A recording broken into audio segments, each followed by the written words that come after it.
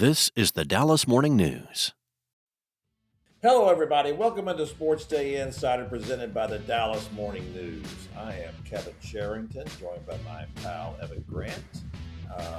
We'll have Joe Hoyt on in a little while to talk about the Cowboys and training camp.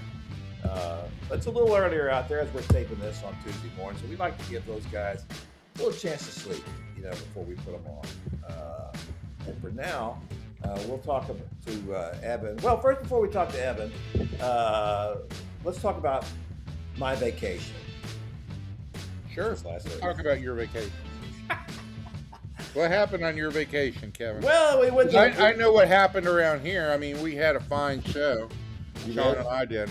Yeah. Just you and Sean? How'd that go? Pretty great. We talked about the Rangers. Yeah. Yeah. That's good stuff. Didn't even miss you at all. I'm sure you did not. I'm sure you didn't. I'm just always just winging it. Just going with stuff. Who knows? How was your fine vacation to Zurich? We had a great time. We went to Hot Springs, Arkansas, which is where we always go. Go to the lake, rent a house, rent a boat. Whole clan goes. The clan keeps getting bigger and bigger, and so that's very fun. We had a great time.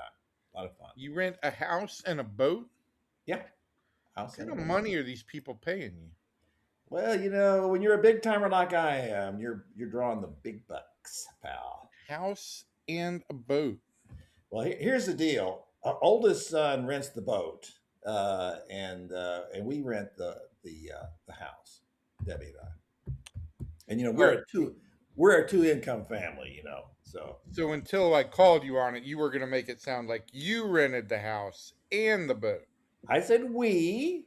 I believe if you go back and check the pronouns, it was a we, not an I. I never say I. Never say I. I know where I rank on this trail. While I was gone, we had the passing of Don Nelson, one of the Mavericks' all-time greats. I will be writing a column as we're taping this on Tuesday about he and his son and the impact, his son Donnie, and the impact they had on the organization. Pretty much, it was they're responsible for just about everything that the Mavericks did well. There were some things that didn't go well as well, but Don Nelson gave the organization some clarity, and it was lacking at the time. Everything turned around, and of course, because of his son, Don Nelson also. They didn't draft Dirk Nowitzki, but they traded for him in the draft, and that changed everything. Also, Steve Nash, that changed everything. They set them on the course to winning that first title, even though he wasn't the coach then. A very entertaining coach, an interesting guy, and we send our condolences out to the Nelson family. So now, I didn't ever get to know Don Nelson. Well, I didn't get to know him well either. He was at the point in his career he arrived here. He was kind of like, I can do this or I cannot do it. But he was a character, Jody Valade, who covered the Mavericks for us back in that era, and she was just starting out. And she posted on Facebook something that he had drawn up a play before halftime of the game. And she was sitting right there. That's back when you could sit on press row, And she's sitting right there, and he autographed it and then handed it to her right during the game. I don't know that kind of thing happens very often. Of course, you remember the Hack-a-Shack stuff where the clown knows and all of that. He came up with that. The Hack-a-Shack predated the NBA. I'm sorry. Well, not the NBA. Oh, you mean at LSU they were doing that? Yeah, well, Don DeVoe invented the Hack-a-Shack. Let's not give too much credit here. Well, yeah, that's like everything else. Everything else that was big and giving credit to somebody for, there was somebody else who did it before they did it. But yeah, I mean, I've seen lots of tributes. I saw stuff from David Moore about a party after a playoff game that involved Owen Wilson and various country music singers at Nellie's house that the media ended up at. He was definitely a character. And listen, I mean, going back to what the late 70s or early 80s. I mean, he was a basketball innovator first and foremost, and um, the impact he had on this organization with the foresight between he and his son to get Dirk Nowitzki here certainly was a franchise changing moment. Yeah, it was. And he did some other things too, and that's one of the things I'm going to write about. Just kind of just shook the franchise and said, "Hey, wake up! This is what you got to do." And that's what happened. And a lot of that credit goes to Mark Cuban for that as well. But mostly, it was Don Nelson. I loved a picture that someone posted on Facebook of him. I'm sure it was in Maui playing golf barefoot, standing on a tee box barefoot and getting ready to swing away. He was a character. All right, let's talk about these Rangers, Evan. In my absence, the trade deadline pretty much just came and went for the Rangers, and with nothing happening. Of course, there was the Jacob DeGrom famously, now I guess famously said, "No, I'd rather stay with the Rangers. I don't want to go in a trade." Have you narrowed down to who the potential interest was from? Yeah, the Atlanta Braves Atlanta Braves. Okay. narrowed it And right down there. you did narrow it down. Way to go. Put it down to Yeah, that. I guess up in Arkansas they don't the news doesn't reach up there. We weren't reading the news. We were having too much fun. We don't want to read about the Rangers. Well, you weren't having a seven fajita. Never mind. A seven margarita, three fajita plate lunch all along Lover's Lane yesterday. Well, you're dying to get that one in about your 3 fajita dinner or lunch. Wow, man, that's too Three much. fajitas. Yesterday we tried three fajitas, three quesos, and sipped on 7 different margaritas for the big upcoming project with food. I'm glad that you're doing work over in the food section because you're working in the sports department, and you sent poor Sean McFarland off to cover the Rangers and the Angels. He's out there mucking it up in Anaheim, and meanwhile you're back here eating fajitas and I'm sorry, drinking margaritas. he's very close to Disneyland, the happiest place on earth.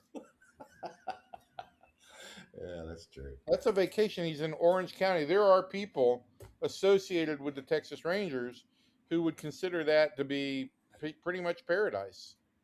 They would. Like the manager who lives there in the off season, and the senior special assistant or senior advisor who is also the all-time hits leader in Rangers history. This is true. Speaking of executives, Neil Liebman quit. What's that all about, Evan? I don't know if "quit's" the right word. And I don't know if "fired" is the right word because Neil retains his ownership stake. But I think that I think by and large,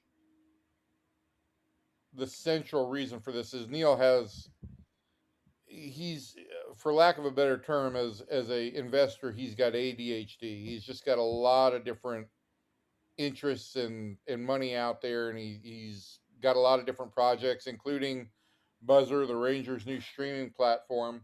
Um, and so I think it was his attention was divided somewhat.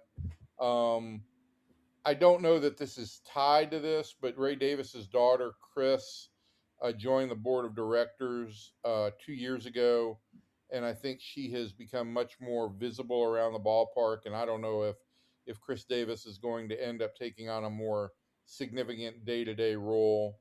And third,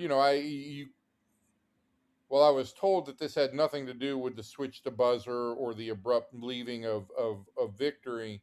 Neil 2 years ago took over the whole RSN element of the Rangers. And while I believe the RSN production, the actual producing of the games, has been successful, and the Rangers have done much more than a lot of teams that have gone with the MLB.com or MLB Network produced games, the Rangers still have a full-fledged pregame show and a full-fledged postgame show.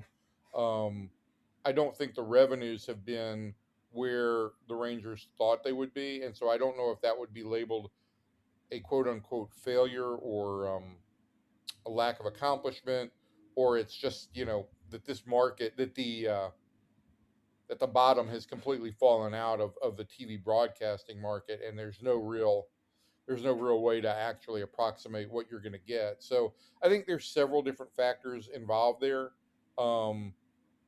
But since he still retains his ownership stake, it's a lot like Bob Simpson. Also Neil was going through a divorce like Bob Simpson did, and so Bob still retains his ownership, although it's been diluted somewhat. Neil still retains his ownership, so he's just leaving the day-to-day operation. So we don't think this is any kind of feeling on Neil's part if Neil was just leaving on his own, like, hey, I don't like the way the direction of the franchise is going. I mean, I think it was just described to me that this was amicable. That's the way it was described to me, and I haven't gotten anybody else to tell me anything more enlightening. Okay, all right, that's it. The morning news, reached out to both Neil Liebman and Ray Davis yesterday and did not receive phone calls in return. So Yeah. All right, all right. So back to the Jacob DeGrom thing. Did you ascertain what if the return would have been on Jacob DeGrom trade had he agreed to that? no, I don't know what I do not know what the return would have been. It would have been, I believe, one of Atlanta's top pitching prospects, but which one I don't know. Yeah. There was a rumor, or at least some thought initially, that maybe Spencer Strider, who's out for the year, and we don't know exactly what the long term is going to be on him, would have been part of the deal. But I was told that was not the case. So it was a significant pitcher. I don't know if it was 1-for-1, and that's why I know that there are millions of people out there listening to this podcast every week, and I just don't want to provide false information. So I don't want to throw out any names. Oh, sure. Let's throw out a few. I care about accuracy in journalism. Yeah. Sometimes, maybe. Depending on the situation and the circumstances. Look, I don't know. If another, if a 1-for-1 does anything for me. If it's a top prospect, then sure, maybe. But I don't know. And then brings to the point of so what to do with this team. I mean, it is a 500, as you've written several times. It has been a 500 team now for like 20 years, or it feels like. And so, it doesn't seem to matter what they do or who they're playing. They find a way. They get a little momentum up. They really start to play well. It looks really good, and then they just fall apart. And go right back to what they were before, just barely with their noses above water. So, but I do think you cannot give up on this season just because I don't believe in the Astros. So the Astros are as we're taping, as they're a half game in front of the Rangers, right? And they then they do handle the Rangers pretty well, but I just don't believe in them. I thought that Seattle was a team, and that has to get somebody fired with what's happened to the Mariners this year, right? So I just think that you can't give up on it, and that means that you can't give up on Jacob DeGrom. I mean, especially now with Nathan Eovaldi out, and that would make you think, well, then you should give up. You should run the white flag. If Nathan Eovaldi is going to miss a month and maybe more than that, then what's your rotation going to be, right? Yeah, I mean, but Kevin, they got Cody Bradford back. Jack Leiter is going to start a rehab assignment this week. Jordan Montgomery is back, although the first outing wasn't great. So the story of the week last week was, well, now we finally got depth for the starting rotation. Well, the story of this week is that depth is going to be put to the test. I don't know what the long-term solution, the long-term outcome is going to be with Eovaldi. His history has been that traditionally, in the best cases, he misses about a month. There is 7 weeks left in the season right now. So if he misses the rest of August and comes back for September, that's a huge stretch drive. And then if you've got a healthy, fresh Nathan Eovaldi for the playoffs, we've seen what that is worth. I don't think from some reporting I did yesterday, I don't think that this is, a ligament involved. I don't think that this is a Tommy John type of situation or anything quite that catastrophic. So we'll see what the future holds for him. Cody Bradford's start last week was really encouraging. And if the Rangers can't get through this week to start off without Evaldi, they've got bigger problems because they're playing the two worst teams in the American League. Two teams who both traded away some pieces at the deadline. And it's imperative for this team to win. And they should be able to beat these teams, plain and simple. They haven't had a great track record of doing that this year, but they should be able to beat these teams. And if they don't, I mean, this is their chance to make up. I want to say make up ground, but this is their chance to put pressure on the rest of the division. On the Astros. The Rangers play 3 more games against the Anaheim as we record this, and then go to Sacramento for 3. They need to go 5-2 on this road trip, because the Astros next week have the exact same schedule, only it's at home. They've got the A's and the Angels coming into Houston, and so they're gonna you would assume that they're gonna crush those teams. So the Rangers need to keep pace right here. Yeah, they do. Although that first game in Anaheim, they need 10 innings to win that game. 9 innings to score 1 run. The Astros needed 10 innings and needed a run in the 9th to beat San Francisco last night. So, I mean, these are not great teams. The bottom line is neither of these are great teams. The one thing I keep coming back to on all of this that concerns me is the Houston Astros have the best player in the American League, maybe in baseball this year, in Yordan Alvarez. And that alone might be enough to carry them to the division title. Good. He's a very scary player, isn't he? He is a bad man, as I've said for 4 years. Yeah, he really is. The only thing keeping him from being a Hall of Fame player is just the injuries. He just hurt a lot, kind of like Corey Seager. But God, my gosh, he just does everything. I don't.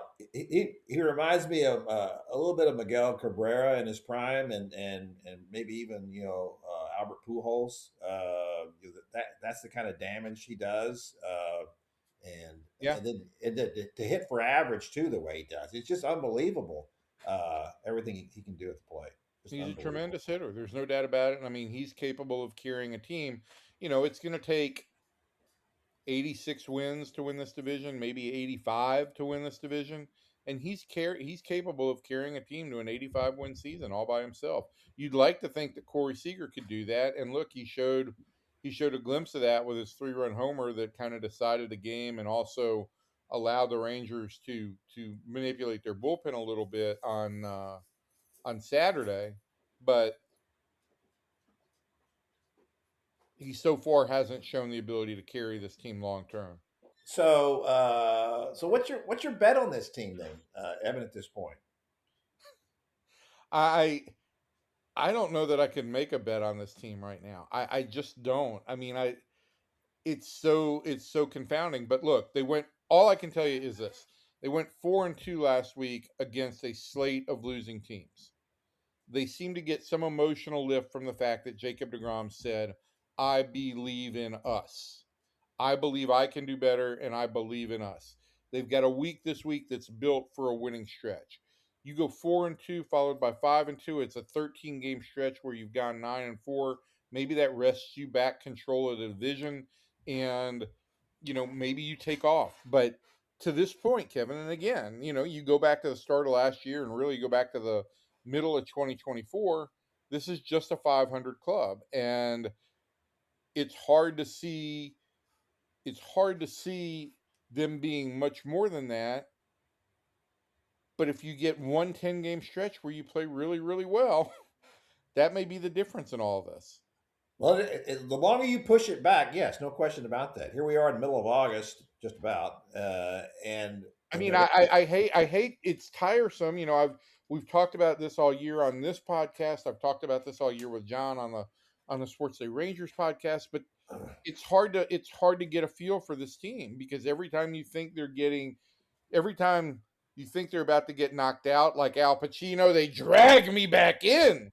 And every time you think that they're about to take off, some inexplicable injury or issue arises, and they've never been fully healthy. What team has? But it is just a 500 team, and the hope is that it's always going to even out a little bit, right? But you hope that as the season goes on, at some point you get that hot stretch and time runs out. Well, but it goes back to, I think, a little bit to your point earlier about Yordan Alvarez carrying the Astros. Yordan Alvarez, when he's healthy, he's great. All right. And who is great on the Rangers? Well, the answer to that is supposed to be Corey Seager and the starting rotation. Yeah, and that's 0 for 2. There are moments. There are times when they kind of live up to that. I think that's really, to me, probably the what the issue is with the Rangers over the last 2 years. They're good enough as they're built to be a 500 team, but no one wants to be a 500 team. You want to get to the playoffs, and so the difference is supposed to be, well, we signed these, when they signed Simeon and Seager, and it worked. In 2023 it worked, and they had enough other guys who had career years. They plowed through the playoffs on the road, and they win the World Series, and it was all great. And they just haven't been able to do that ever since, and I think one of the reasons is because they haven't gotten those kind of performances from their marquee players. Yeah.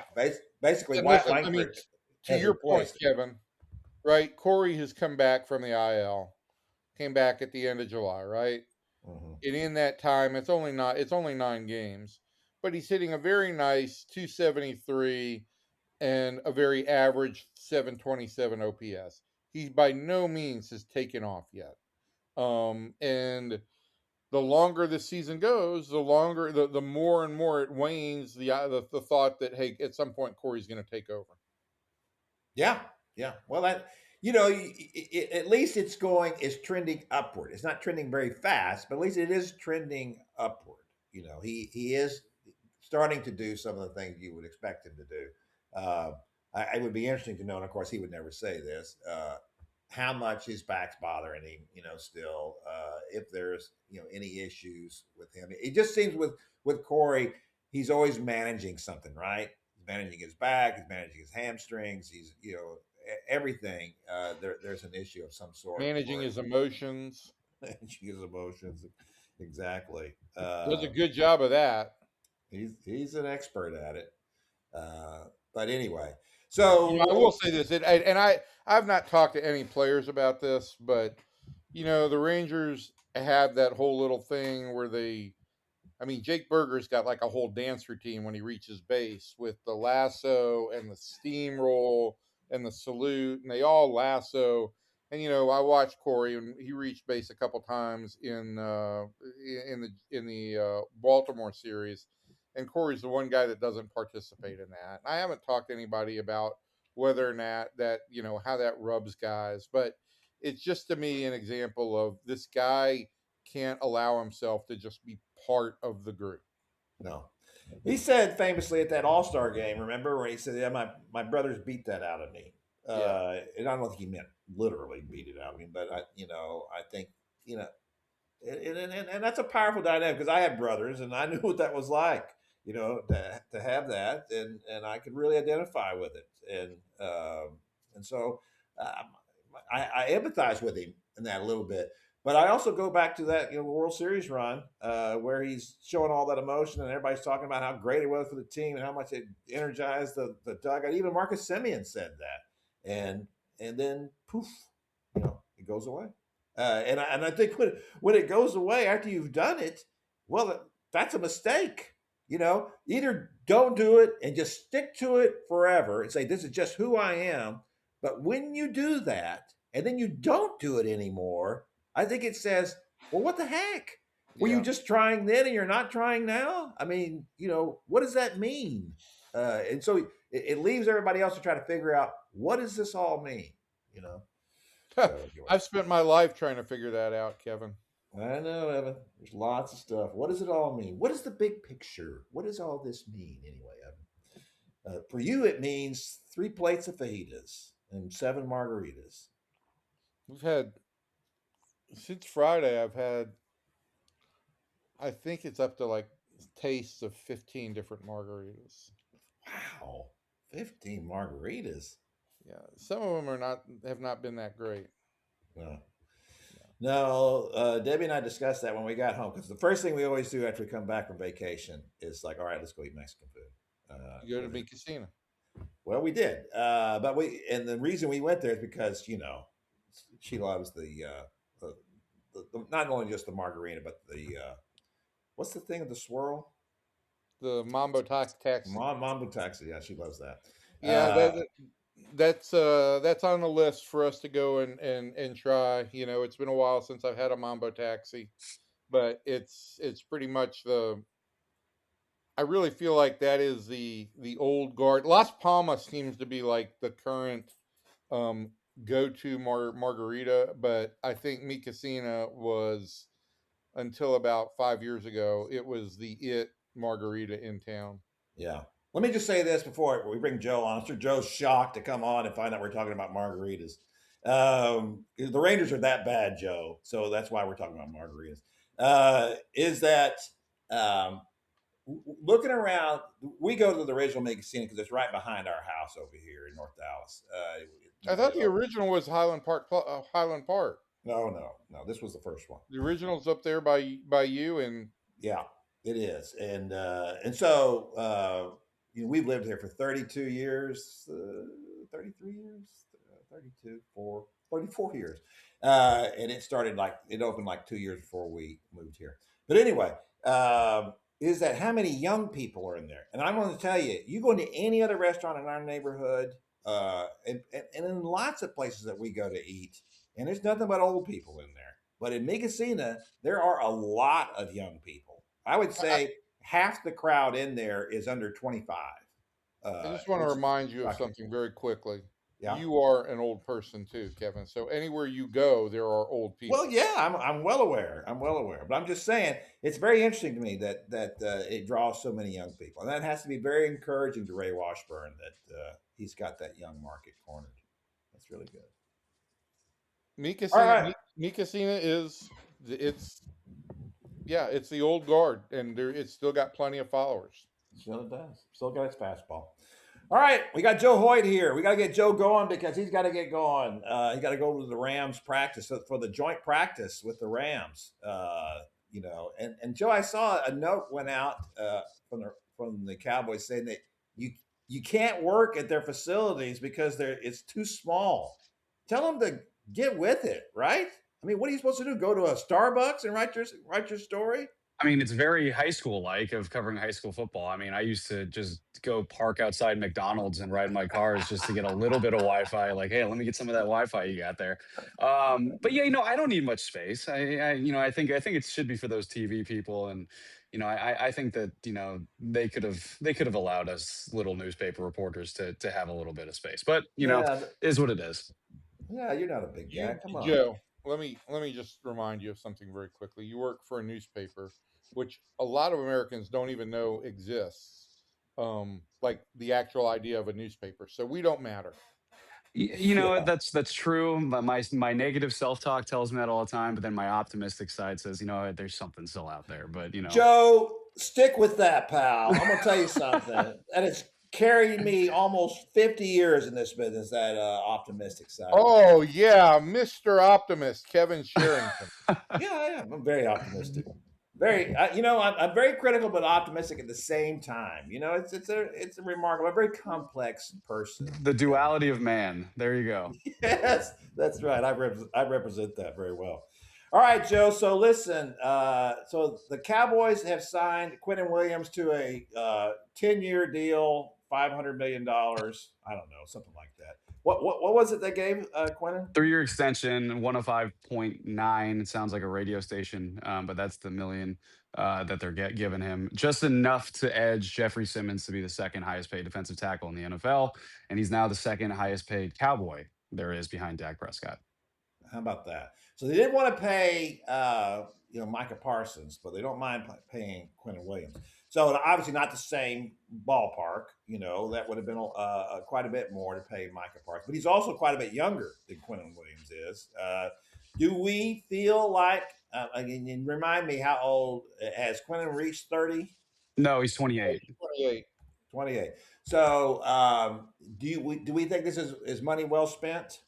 I do, because I think ultimately when they acquired him, this was the inevitable path. I think when they acquired him, gave up a first round pick, second round pick, and Mozzie Smith, this was saying, hey, we believe that this guy could be the core of our defense moving forward. And they told him as much. When they acquired him, they told him, hey, we want you to be a leader on this defense. We want you to be the thing that turns this defense around. And I think the thing that's telling for me is ultimately, yeah, I mean, are you going to turn down $105 million for, to carry you through 2030? Probably not. But if Quinnen Williams wanted to, he could have taken a tougher path here. The Cowboys have been bullish. They gave up some leverage, honestly, when they said at training camp, yeah, we want him here long term and we want to negotiate with him now. But he was signed through next season. If he wanted to, and if the Cowboys defense, had this resurgence this year and he was at the head of it, I mean, he could have got more money next year too. And he could have really played hardball. But I think that this was telling that Quinnen Williams, he believes that this Cowboys team, believe it or not, can actually make the playoffs, can actually do some things. And, he was so, his experience with the Jets was so bad in terms of that regard that I think once he's had a semblance of hope, I think he wanted to lock into it. Yeah, I get that, and that's the point I wanted to bring up with you. Is leading to when you made the point about his leadership skills. Everybody we hear from now, and we heard from Kenny Clark, who's also cited for his leadership since the Cowboys have acquired him, and he was talking about Rashawn Gary recently and said, "Yeah, I want to get him in there because I know the kind of guy he is, the kind of leader that he is, and he's great for this. He'd be great for this locker room." I'm hearing a lot of that, Joe. And what that tells me is there was not much leadership in that locker room, certainly on the defensive side of the ball, before these acquisitions. Now, I think there was from DeMarcus Lawrence to a certain extent, but I don't know that there was a lot from anybody else, was there? Well, I think I'd put it this way. I think that there was not unified leadership. I think that there was, different factions. I think different people had different ideas of how to lead. Like, for example, like Micah Parsons cares a lot about football, right? Like he works very, very hard. He also has a different quote unquote leadership style. And you know, when DeMarcus Lawrence left, I think that there was a little bit of a leadership gap, and I think different guys had different ideas how to fill it. And ultimately, the guys right here, right now, I think they're on the same page on how to lead. I've been asked this a couple times, like, okay, what's different about this year? It feels different. I think it's just the noise, frankly. Like, I think like you don't have Micah Parsons and Trevon Diggs, and even like a guy like Israel McQuamu, like they're just louder people, right? They're very vocal. They're going to tell you what they think rather than show you. I think right now you have a lot of guys that are going to show you rather than tell you. Kenny Clark is not very talkative, right? Quinnen Williams is about his business. Rashawn Gary is about his business. Caleb Downs and Jayshon Barham. Jayshon Barham literally won't even talk to us. Caleb Downs is a guy that is very about his business rather than talking a lot. So I think that they have found a leadership style that is more uniform with what they would like it to be. And I think Quinnen Williams is a perfect example of it. Jayshon Barham won't even talk to you? He has not talked to the media yet. I tried. I got told no. And I asked multiple questions about why, and I got silence. So, and that's been a Wow. common experience so far with Jay Sean. But it's funny because like he talked to rookie minicamp and he's pretty good. I've just been told from many people that like he believes that talking is not beneficial to his mission of playing on the Dallas Cowboys. Okay. Okay. There was a time when But not by him. He didn't say that. No, he's not saying that. No, he Yeah. won't. He won't tell us. But he's getting. If you're gonna be the starting Mike linebacker for the Dallas Cowboys, like he potentially is, you'll eventually have to talk. Even if it's a Marshawn Yeah. Lynch, I'm just here so I don't get fined. Yeah. So is there potential for him to be that? Yes, definitely. And I think right now he's dealing with a groin injury, which is going to kind of slow down that progress a little bit. But they've been really impressed with his ability. And I think the big thing about him is they had a plan for him. Jayshon Barham, he's a third-round pick. Why? Well, because he was kind of an edge at Michigan. He was kind of a middle linebacker at times. He did multiple things, but I think that a lot of teams just didn't know exactly how they wanted to use him. I think the Cowboys brought him in. They wanted to make him a middle linebacker with the potential to have Zach Bond versatility and move to the edge when need be, and he's done that. And I think that he fits the middle linebacker mold more than DeMarvin Overshown and D. Winters, who I think they look at as weak side linebackers. So I think week one, your starting linebackers, you could have DeMarvin Overshown at Mike and D. Winters at weak side, right? But I do think eventually you're going to see Jayshon Barham not only be a rotational piece at Mike, but eventually be the starting Mike for the Dallas Cowboys. Yeah, I made this point with Calvin a couple of weeks ago, and I have a hard time envisioning DeMarvin Overshown as a middle linebacker. He just, to me, he is a weak side linebacker. You want him chasing the ball, with that kind of speed. So I had not seen enough of Barham play at Michigan to know whether he can be that or not. They did obviously address it at safety and whatever. Give me an idea of this first before I even talk about that. Is Caleb Downs technically going to be what? What is the definition of his position? Does he have a definition of his position? Yeah, he's going to be your nickel, your star position. He's going to be a guy that plays inside the box, plays in the slot, will play deep safety at times. He is the versatile chess piece that is a prerequisite for Christian Parker's defense. Okay.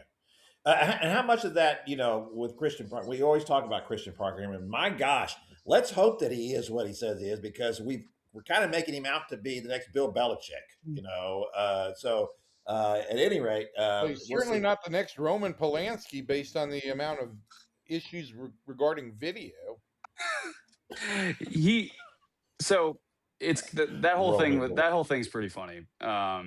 Because I think, and Christian admitted it on the Fan, but I'd heard this too, that he would use burner accounts to follow Calvin in training camp last year, right? Like, he would use burner accounts to follow these guys, and he would signal things, and he found it beneficial. Like, they played the Eagles week 1 last year. It was a close game. The Eagles ended up winning.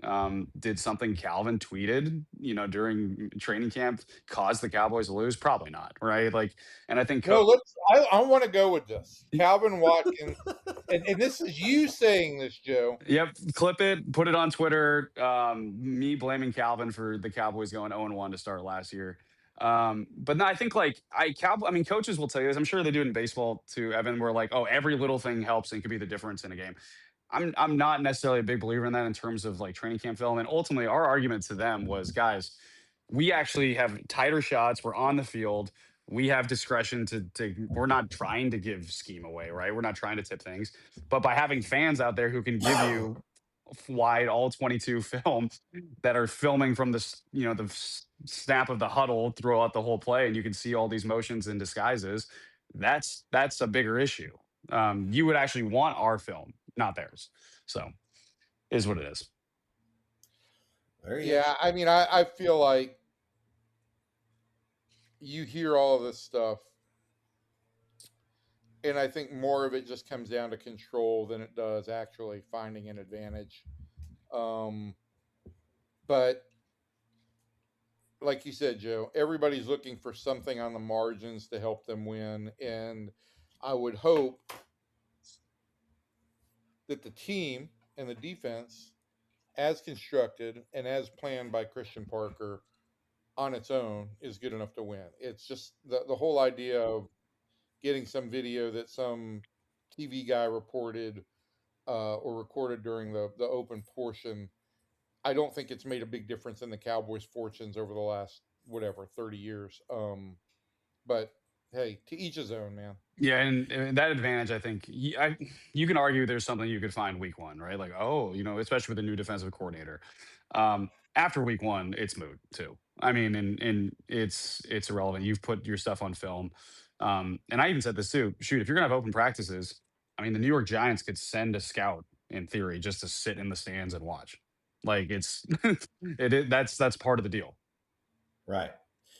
Joe, let me ask you this. So, although I will say, we had this issue in baseball this year where a scout for the Angels was sitting in the stands with his camera recording coaches' signals from the third base box, recording that and reporting it back to his guys. He was fired when that was revealed, but it's the Angels. It didn't really exactly help them a whole bunch.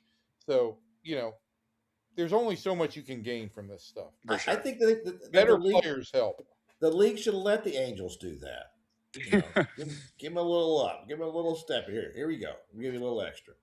So, Joe, with this team, that the way the defense is constructed right now, and the Joneses keep dropping hints that we're always thinking we could add to, and of course everybody says that. Why would you say no? We're not going to do anything. A, do you really think they are open to adding something? And B, what would that be? And C, it better be a pass rusher, right? Yeah, it's funny because Stephen Jones told someone yesterday, I forget who, that, hey, cornerback and linebacker are some of the positions we're keeping an eye on. I've been told that edge rusher is something that that they're actually kind of monitoring. I think that they'll make some type of move eventually before the season begins to add a pass rusher potentially. I don't know to what level. But I'll say this: I think too. I don't think Jerry was lying or just stirring things up when he said that we are willing to do substantive things in order to help this team this year, and we're willing to take picks from the future. I think that's their mindset. I think that that's something they're willing to do. But I also, from the very beginning, I think that they're talking more about like something they did last year with Quinnen Williams, where they said, "Hey, at the trade deadline, if we need someone, or a little bit more into the season, if we need a player that we think can help us now, and we believe that we can do some things in the playoffs, let's do it." Because ultimately, they have one first round pick right now. Um, they have Dak Prescott, going into the later part of his, career. If you gave a first round pick for someone right now, let's say Josh Sweat, right? And then either Josh Sweat got hurt or Dak Prescott got hurt, then the whole trade is moot. And then the whole trade is not even worth it's not worth it. I mean, you just gave up a first round pick, burned it on fire for the chance to go to the playoffs, and it didn't work out. So I think that that's something that they're kind of guarding against. I think it's something they're feeling out. I think conversations are had to lay the groundwork for things like that.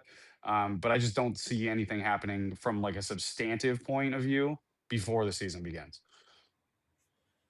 All right. So well, to me that's the only thing that matters really at this point. Is I think they're better in lots of places. They're incrementally better, maybe, but they're better. I'm not sure that they're better in their pass rush, and it feels like more that they're going to have to end up scheming something like that. And I don't know if that really works. I think that they're really buying into the idea of what the Denver Broncos did last year, that they could have the best pass rush in the NFL without a Micah Parsons level type pass rusher, without a Max Crosby type kind of guy. Um, but Nick Benito is is pretty darn good himself, right? And I think they're hoping that maybe Rashawn Gary is not going to be Nick Benito, but he can get up there. They want to do it with the collective, not the individual. But I still think that they could use a little bit more juice. The interesting X factor, I think, will be Malachi Lawrence. Um, he's still false stepping, which is kind of, that's something that when I played as a kid, like day one, we're talking about going forward, not stepping backwards as our first step. Like, it's kind of wild to me that that's still something he's dealing with. And yet he still pops in terms of getting after the quarterback. He's still beating some of their offensive tackles.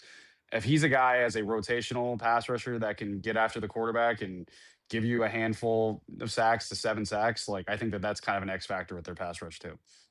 Could be. All right, Joe, we know you got to go, so we're going to let you go. We appreciate you stopping by and talking to us, and we'll let you out of here now. As a matter of fact, Evan, unless you got anything else, I think I'm going to shut this thing down. Well, why are you brushing Joe off so quick? Because he's got to go to the Rams practice. I got a Las Palmas date. I got to get some margaritas. So yeah, that's right. Not everybody's your living favorite the margarita in town. I got a hot take for you, Evan. I don't know if you're going to like it. I'm not a big margarita guy, and I'm Mexican, by the way. I just think margaritas, like a good margarita, is hard to find.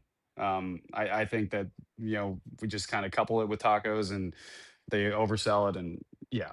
So a mambo taxi ain't bad though. Mambo Taxi is very good. That's correct. That's your hot take. I don't think Well, I think they like margaritas are overrated. margaritas. I think margaritas are overrated. There you go. See, I think a good margarita may be hard to find, but that's the whole purpose of this endeavor. I know, and but Find I'm a good saying that margarita. people accept like low level margaritas, like, oh, let's get margs, let's do it, and I'm like, no, like this marg sucks. Yeah. So I think you need to find the good Wow. ones. Yeah. Wow. Blaming Calvin for a week 1 loss and margaritas suck. Joe Hoyt. I'm coming in hot today. I'm coming in hot. He is. And I'm All right, leaving. I'm leaving. Bye, Do me a favor Joe. when you go over to the Rams thing, ask Matthew Stafford where the best marg in town is. Yeah, I'll ask him. There Has he you go. ever been a high school teammate with anyone of substance too? You know, I think Yeah. that I've never known that. So We'll see. All right, Joe. Thank you. All right, there goes Joe. And that was some pretty good stuff from Joe. I liked it. Especially that stuff about margaritas being overrated. That was maybe the topic. Or Joe blames Calvin for. I like Cowboys that. first Should be the loss. headline on this. So we'll put that on there. Cowboys lost week 1 last year due to Calvin Watkins' tweets. Yeah. Or it's even better, say DMN Stafford blames teammate for Cowboys' first loss. I like that. Yeah, that's good. There's plenty of Rangers who are using burners to read my tweets. I get plenty of feedback on that. How sick is all that anyway? Holy cow! What's going on in the world? I'm just not that duplicitous, it's like, what the heck? What are we hiding behind? My gosh, it's a different world. This is a different world, Evan. I don't know. It is a different world, Kevin. I don't know if I'm ready for it. Get me. All right. Well, is there anything else we need to touch base on? No, I think that's going to do it. I think we covered it all. We covered everything worth covering. It was in this podcast. This single podcast. Well, it's good to have you back, Kevin. Evan, it's great to be back. I'm sorry we didn't get to play golf this week. That didn't work out. We're gonna have that next round of golf here. I played Saturday. Did you really? Yeah, there may have been some heat stroke involved. We didn't tee off till 11. Oh my gosh. And I physically could not play the last 4 holes. I was. Did they have you on a cart? I was close. So there will be no, until we get past this summer, there will be no pre 10 a.m. No post 10 a.m. tees. That was foolish. Was there anybody within a 10-mile radius of you when that happened? Oh yeah, of course. We played at Irving. Of course, was jam-packed with people. Crazy people. Yeah. Oh my gosh. I mean, look, Natalie's boyfriend Tommy. I got to brag on Tommy. He shot 74. He shot his best round of the year. Wow, how about that? Yeah. So you were an inspiration to him. I shot 174 and he shot 74.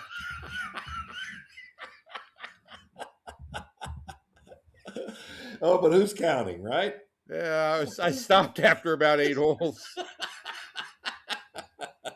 That's for the best. Evan, don't be counting. Don't be writing it down. It was not a great day. It was not a great day of golf, but a day with playing with Natalie and Tommy is a great day. There you go. Heat stroke and all. And there's someone there to monitor you. That was good. I even had an alcoholic beverage on the golf course. Wow, Evan. Something called a water hazard. Is that right? Water hazard. I don't know where they're coming up with these drinks, but this was vodka, Sprite, and blue Gatorade. Boy, it sounds wonderful. It's very refreshing. Yeah. My electrolytes stay just fine. You should have poured it over your head. That would have been better. Oh boy.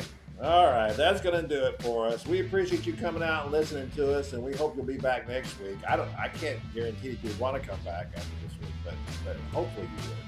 And so from everybody in here to everybody out there, thanks, and we'll see you next time.